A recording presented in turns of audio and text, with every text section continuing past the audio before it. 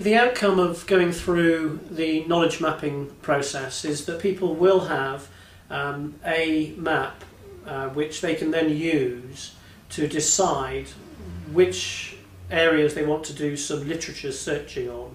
So this will help inform the search parameters that they would put into, for instance, the EBSCO libraries that they have access to, or other online libraries. And that enables them then to pull together a lot of material and almost to create your own library of material. But you're creating your own bespoke library. It's a library related to your question and to the different themes that you've identified through your knowledge map relevant to your question. Having created that library, you then need to read through it. So you read and look for key themes. You compare what you're reading with your own reality, with the challenges that you face with your own team in terms of their motivation, and you try and spot if there is advice or if there is theory that can actually help inform the actions that you may end up taking.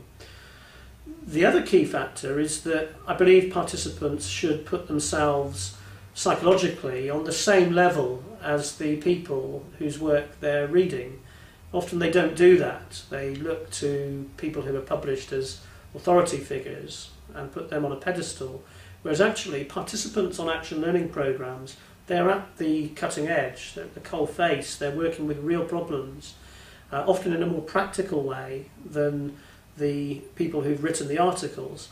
So the other thing, particularly at postgraduate level, is for people to think about maybe how some of the work that they're doing could inform the body of knowledge. So it's not just a one-way thing where the knowledge in the sky is informing your action on the ground, but actually people on the ground are able to identify research and activities which could ultimately be published. And that often happens, that people do some really good work through our programs. They've done a very good sort of investigation and they've brought about some effective change within their organisation, and often they're quite surprised that this is publishable, and we will help facilitate them having this work published.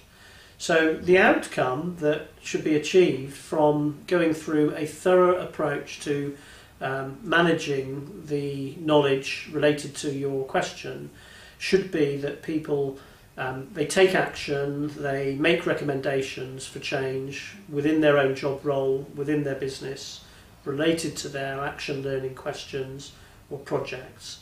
And these are well informed. They're informed by the research of others. This also has a great benefit if you're presenting your work for accreditation, because it demonstrates that you have not just taken action in an instinctive way, but you've taken action in an informed way. You're informed by the body of knowledge related to your problem.